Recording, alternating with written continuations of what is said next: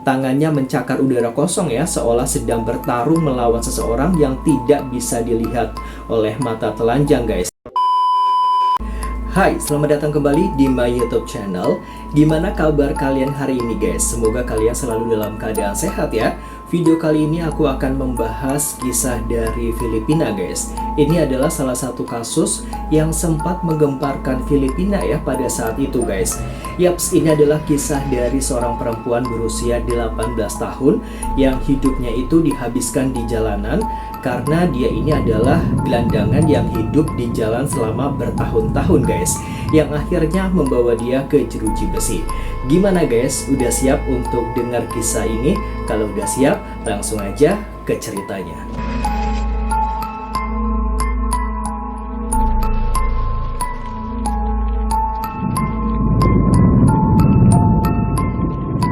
Tahun 1953, kota Manila ini mulai bangkit dari puing-puing Perang Dunia II guys.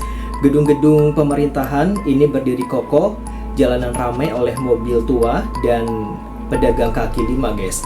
Namun di balik kemegahan itu masih banyak rakyat hidup dalam kemiskinan. Di antara ribuan warga itu ada gadis berusia 18 tahun bernama Clarita Villanueva. Ia yatim piatu sejak bayi, tidak punya keluarga, dan tidak memiliki tempat tinggal. Hidupnya hanya mengandalkan belas kasihan orang lain guys. Berpindah dari satu sudut jalan ke jalan lain. Suatu sore ia ditangkap polisi dengan tuduhan ringan. Dia dianggap mengganggu ketertiban umum karena tidur di pinggir jalan raya. Tanpa proses pengadilan yang panjang guys, Clarita itu dibawa ke penjara Bilibid ya, tempat penahanan tertua dan paling terkenal di negara Filipina. Penjara Bilibid ini terkenal dingin, lembab, dan berbau apek. Jadi sel penahanan Clarita ini sangat sempit ya. Dindingnya aja itu dari batu kasar yang sudah tua usianya guys. Hanya ada kasur tipis di lantai tanah dan satu jendela kecil tinggi ya, yang menjadi satu-satunya sumber cahaya atau udara guys. Awalnya para penjaga menganggapnya gadis biasa yang pendiam, penurut, dan tidak pernah membuat keributan. Selama 2 hari 2 malam guys, suasana itu tenang aja ya, seperti biasa. Nggak ada yang menyangka pada malam ketiga keberadaannya di sana guys akan mengubah sejarah misteri dunia selamanya. Tepat pukul 23.00 ya, keheningan penjara tiba-tiba pecah oleh jeritan panjang yang mengerikan guys. Tolong lepaskan aku, jangan sakiti aku. Para penjaga ini bergegas berlari ya menuju sel itu. Saat mengintip lewat lubang kecil di pintu guys, darah mereka seolah berhenti mengalir. Clarita terlihat berguling-guling di lantai, tangannya mencakar udara kosong ya, seolah sedang bertarung melawan seseorang yang tidak bisa dilihat oleh mata telanjang guys. Tubuhnya tersentak keras, sesekali terangkat sedikit lalu terhempas ke tanah dengan kekuatan yang sangat besar banget guys. Padahal sel itu terkunci rapat dan tidak ada orang lain di dalam ruangan itu selain dirinya. Melihat kejadian itu guys, penjaga langsung berteriak dari balik pintu, "Clarita, ada apa? Siapa yang kamu lawan?" Dengan nafas tersengal-sengal dan wajah yang berubah pucat pasi, Clarita menunjuk ke ruang kosong di depannya. Matanya terbelalak penuh ketakutan guys. "Mereka ada 2 makhluk," jawabnya sambil terbata-bata. Satu tubuhnya sangat besar, kulitnya gelap, dan seluruh badannya berbulu kasar seperti binatang buas. Dan satu lagi wajahnya tampan, tapi memiliki kumis yang sangat lebar dan tebal. Matanya sangat tajam, dingin, dan mengerikan. Para petugas awalnya mengira gadis itu gila ya, atau berhalusinasi karena kelaparan. Namun keraguan itu segera lenyap guys. Perlahan tapi pasti, tepat di depan mata para saksi, muncul bekas gigitan di tubuh Clarita. Di lengan, bahu, hingga lehernya ya guys, terlihat tanda gigitan yang sangat dalam, berwarna merah tua dan berdarah segar. Bentuk giginya itu besar dan tajam, bukan gigitan manusia, juga bukan gigitan hewan apapun yang ada di penjara itu guys. Dokter penjara yang memeriksa saat itu menggeleng bingung dan berkata tidak mungkin dia melukai dirinya sendiri. Lukanya terbentuk perlahan tepat di depan mata kita guys. Berita aneh ini menyebar sangat cepat keluar dari tembok penjara hingga sampai ke telinga wali kota Manila saat itu, yaitu Arsenio Lacson guys. Seorang pemimpin yang dikenal tegas, berani, dan sangat rasional. Beliau tidak mudah percaya pada hal mistis atau tahayul. Begitu mendengar laporan itu guys, wali kota memberikan perintah tegas, "Bawa gadis itu ke kantor saya di balai kota. Saya akan melihat sendiri dengan mata kepala saya apakah ini kebenaran atau hanya sekedar akal-akalan saja. Malam itu juga guys, Clarita itu dipindahkan dari penjara Bilbit ya menuju pusat pemerintahan kota. Ia belum sadar bahwa langkah kakinya pada malam itu ya akan membuat namanya tercatat selamanya dalam sejarah sebagai salah satu misteri terbesar dunia yang belum terpecahkan. Pagi itu matahari bersinar terang menyinari gedung balai kota Manila. Namun di dalam ruangan kantor wali kota guys, suasana terasa berat dan sangat tegang. Berita tentang gadis yang diserang oleh makhluk tak kasat mata sudah terdengar ke seluruh penjuru kota Manila. Nah, wali kota Arsenio Lexon ini sosok pemimpin yang dikenal sangat tegas, berani dan sangat rasional, sama sekali tidak percaya pada cerita tahayul guys. Baginya semua hal itu ya pasti ada penjelasan logisnya. Ia mempersiapkan diri untuk membuktikan bahwa apa yang terjadi di penjara hanyalah akal-akalan atau tipuan belaka guys. Bersamanya ada dokter ahli kesehatan, petugas kepolisian, dan beberapa saksi terpercaya. Clarita kemudian dibawa masuk ke tengah ruangan. Ia tampak sangat lemah, wajahnya pucat dan matanya cekung ya karena kurang tidur. Namun dari gerak-geriknya itu sangat tenang, tidak ada tanda-tanda orang yang sakit jiwa atau gila guys. Dokter segera melakukan pemeriksaan secara menyeluruh. Ia pun segera memeriksa seluruh tubuh Clarita, memastikan tidak ada benda tajam tersembunyi, zat kimia atau alat apapun yang bisa digunakan untuk melukai dirinya sendiri guys. Setelah selesai, dokter berbalik menghadap wali kota dan berkata, "Pak, secara medis gadis ini sehat sempurna. Tidak ada gangguan jiwa, tidak ada halusinasi ya, tidak ada cara dia bisa membuat luka itu sendiri." Mendengar itu, keraguan mulai tumbuh di hati Arsenio Lexon guys.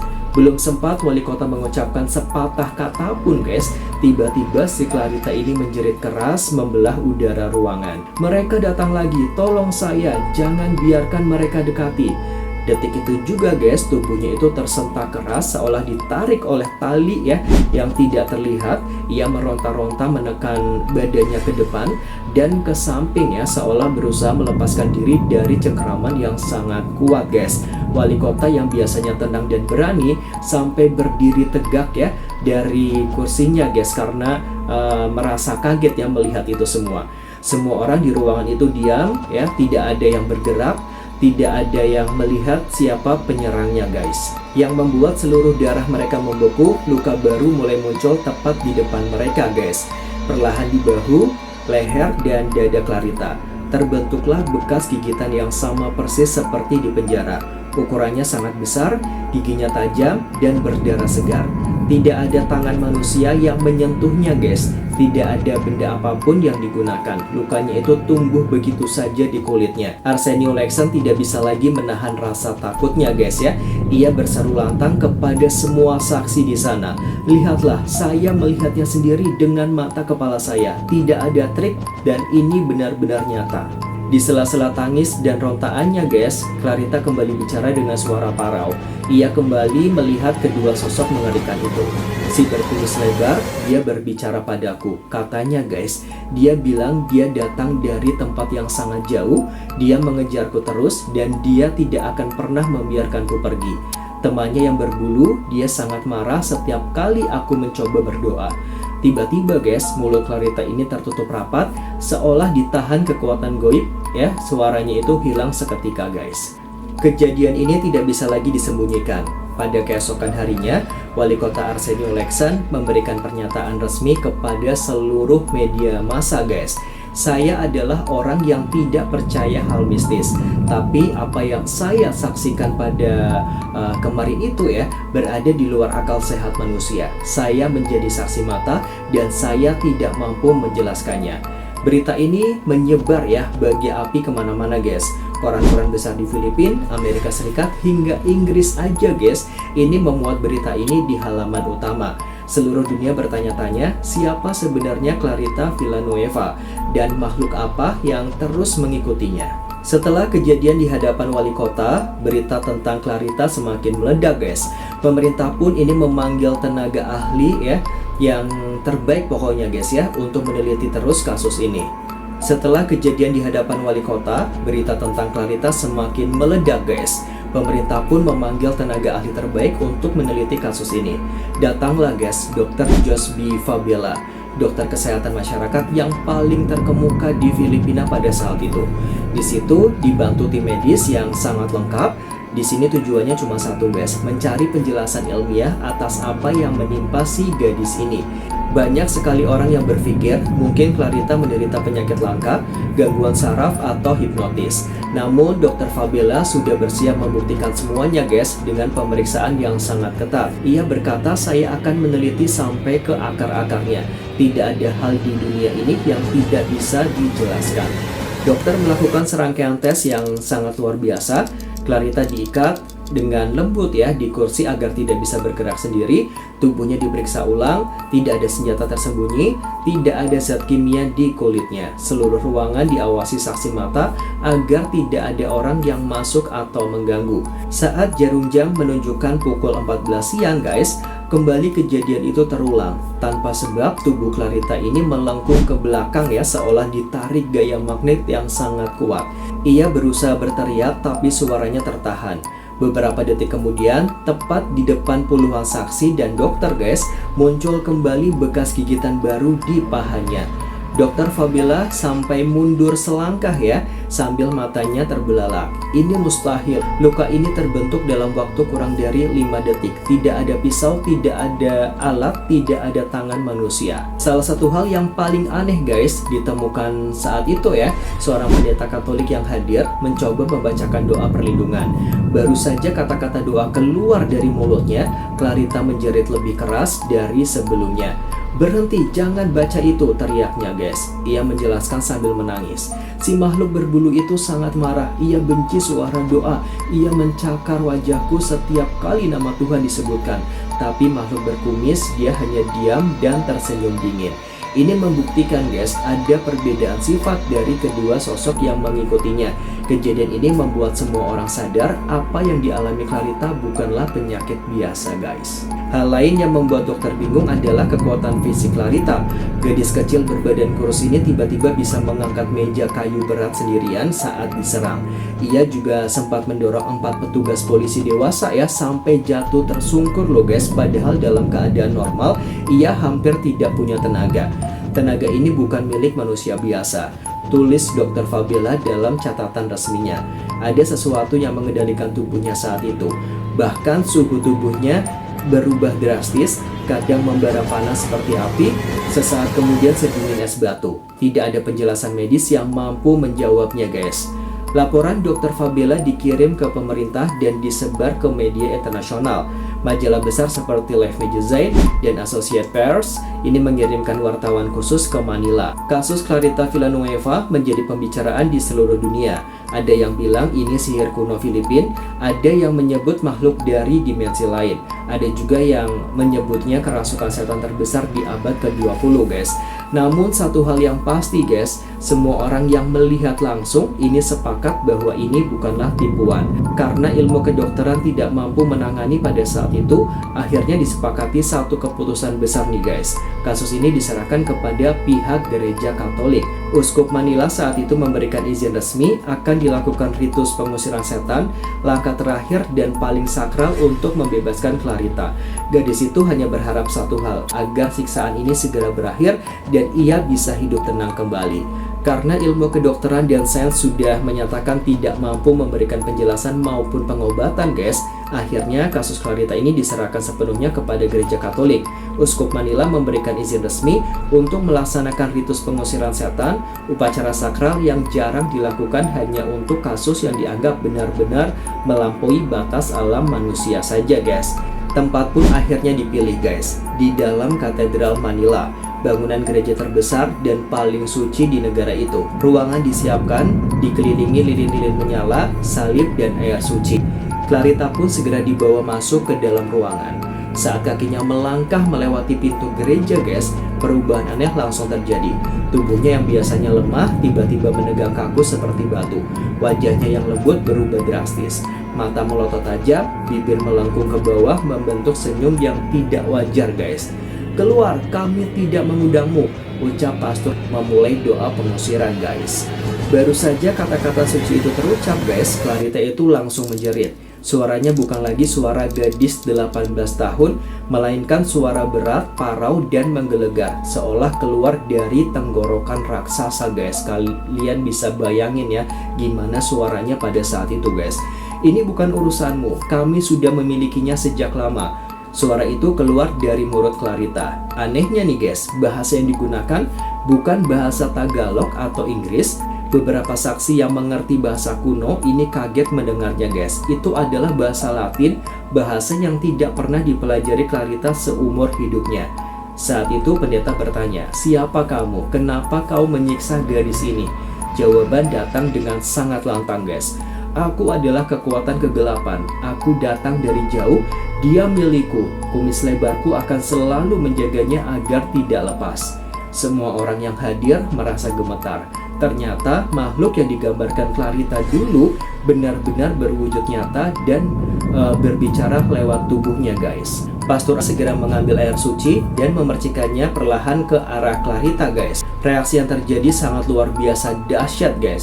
Setetes air itu menyentuh kulitnya, Clarita berteriak seolah disiram minyak panas. Di tempat jatuhnya air suci itu guys, kulitnya berubah merah terbakar persis seperti luka terkena api. Padahal air itu adalah air dingin, bukan air panas. Semakin doa diperkeras, semakin kuat pula perlawanan makhluk itu guys. Clarita melompat dari kursi, melayang setinggi 1 meter dari lantai, menempel di dinding batu seolah gravitasi tidak berlaku padanya guys. 4 orang dewasa saja guys merasa kesulitan untuk menahannya. Di tengah pergulatan itu guys, terungkaplah alasan mengapa Clarita diganggu. Jadi di sini guys, saat masih kecil ya, ia pernah diberikan sebuah jimat kuno oleh orang asing. Demi perlindungan katanya guys ya. Padahal tanpa ia sadari, benda itu adalah jalan masuk bagi kekuatan jahat untuk mengikutinya selamanya guys ya. "Kau salah memilih perlindungan," kata pendeta lembut namun tegas. "Sekarang kami akan membebaskanmu atas nama Tuhan." Mendengar itu guys, si makhluk itu menjadi sangat marah. Ia mengeluarkan suara seperti auman binatang buas, persis deskripsi sosok berbulu itu guys. Namun kekuatannya perlahan melemah setiap kali nama Tuhan disebutkan.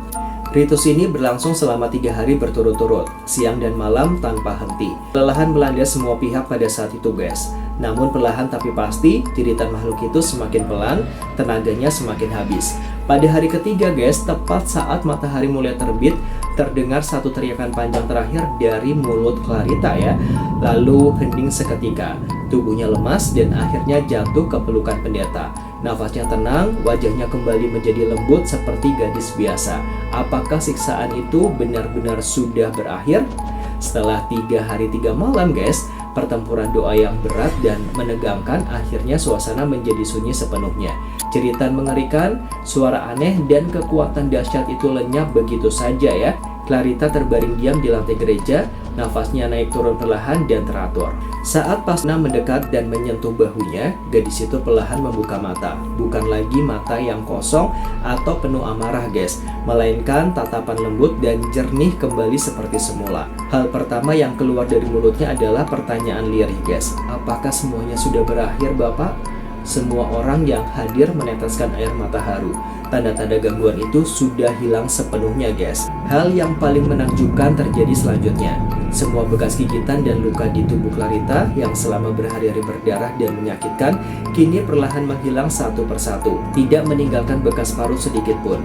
Dokter yang kembali memeriksa terkejut besar, karena secara medis penyembuhan secepat itu mustahil terjadi pada manusia biasa. "Ini melampaui ilmu kedokteran saya," tulis Dr. Fabiola dalam catatannya guys. "Apa yang terjadi pada gadis ini adalah mukjizat yang nyata di depan mata kami." Tenaga Clarita pun perlahan kembali pulih. Ia bisa berjalan, makan, dan berbicara seperti remaja seusianya. Ketakutan yang dulu selalu menghantuinya ini sudah tiada guys. Dalam keadaan sadar sepenuhnya, Clarita menceritakan kembali apa yang dia ingat guys. Ia mengakui saat berusia 9 tahun, ada orang asing yang memberinya sebuah batu kecil berukir aneh. Orang itu bilang, "Pakai ini akan menjagamu dari bahaya."